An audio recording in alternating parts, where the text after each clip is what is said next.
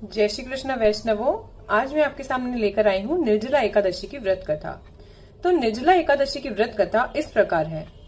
भीमसेन व्यास जी से कहने लगे कि पितामह, भ्राता युधिष्ठिर, माता कुंती, द्रौपदी, अर्जुन, नकुल और सहदेव आदि सब एकादशी का व्रत करने को कहते हैं, परंतु महाराज मैं उनसे कहता हूँ कि भाई मैं भगवान की शक्ति पूजा आदि तो कर सकता हूँ, दान भी दे सकता हूँ, परंतु बिना भोजन के नहीं रह सकता। इस पर व्यास जी कहने लगे, भीमसेन, यदि तुम नरक को बुरा और स्वर्ग को अच्छा समझते हो तो प्रति मास की दोनों एकादशियों को अन्न मत खाया करो। भीम कहने लगे, पितामह, मैं तो पहले ही कह चुका हूं कि मैं भूख सहन नहीं कर सकता। यदि वर्ष भर में कोई एक ही व्रत हो जो मैं रख सकता हूं, क्योंकि मेरे पेट में व्रत नाम वाली अग्नि है, तो मैं भोजन किए बिना नहीं रह सकता। भोजन करने से ही वह शांत रहती है, इसलिए पूरा उपवास तो क्या एक समय भी बिना भोजन किए रहना मेरे लिए बहुत कठिन है। अतः आप मुझे कोई ऐसा व्रत बताइए जो वर्ष में केवल एक ही बार करना पड़े और मुझे स्वर्ग की प्राप्ति हो जाए।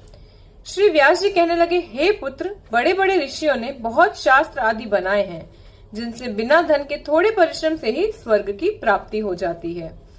इसी प्रकार शास्त्रों में दोनों पक्षों की एकादशी का व्रत मुक्ति के लिए भी रखा गया है। व्यास जी के वचन सुनकर भीमसेन नरक में जाने के नाम से भयभीत हो गए और कांप कर कहने लगे, अब मैं क्या करूं?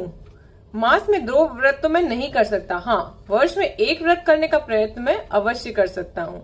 अतः वर्ष में एक दिन व्रत करने से यदि मेरी मुक्ति हो जाए तो मुझे कोई ऐसा व्रत जरूर बताइए।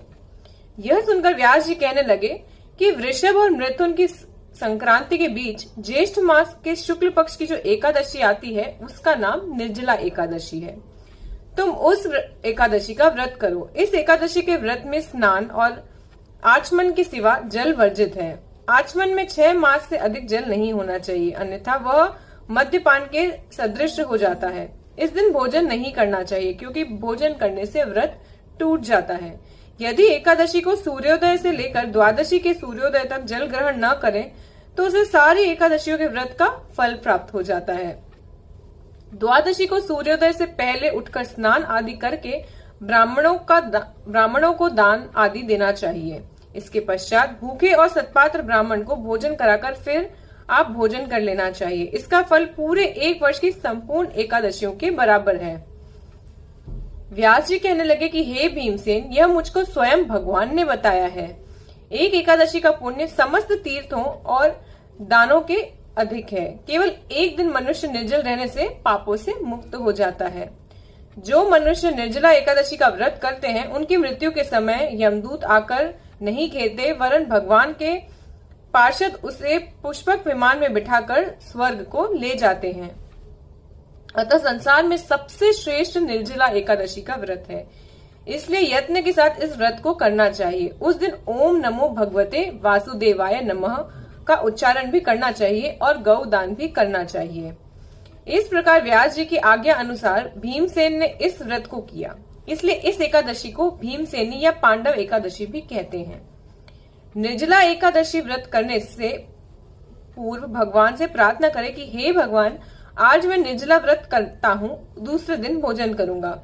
मैं इस व्रत को श्रद्धा पूर्वक करूंगा, अतः आपकी कृपा से मेरे सब पाप नष्ट हो जाएं। इस दिन जल से भरा हुआ एक घड़ा वस्त्र से ढककर स्वर्ण सहित दान करना चाहिए। जो मनुष्य इस व्रत को करते हैं उनको करोड़ पल सोने के दान का फल मिलता है, और जो इस दिन यज्ञादिक करते हैं उनका फल तो वर्णन ही नहीं किया जा सकता। इस एकादशी के व्रत से मनुष्य विष्णु लोक को प्राप्त होते हैं। जो मनुष्य इस दिन अन्न खाते हैं वे चांडाल के समान होते हैं, वे अंत तक के नरक में जाते हैं। जिसने निर्जला एकादशी का व्रत किया है वह चाहे ब्रह्म हत्यारा हो, मद्यपान करता हो, चोरी की हो या गुरु के साथ द्वेष किया हो, मगर इस व्रत के प्रभाव से वह स्वर्ग को जाता है। हे कुंती पुत्र, जो पुरुष या स्त्री श्रद्धा पूर्वक इस व्रत को करते हैं उन्हें अग्रलिखित कर्म करने चाहिए। प्रथम भगवान का पूजन, फिर गौदान, ब्राह्मणों को मिष्ठान व दक्षिणा देनी चाहिए तथा जल से भरे कलश का दान अवश्य करना चाहिए। निर्जला के दिन अन्न, वस्त्र, जूती आदि का दान भी जरूर करना चाहिए। जो मनुष्य भक्ति पूर्वक इस कथा को पढ़ते या सुनते हैं उन्हें निश्चय ही स्वर्ग की प्राप्ति होती है। तो आप भी इस भीमसेनी एकादशी का व्रत जरूर करिएगा और अब दूसरे वैष्णव जनों को भी इसके बारे में जरूर बताइएगा। जय श्री कृष्णा, राधे राधे।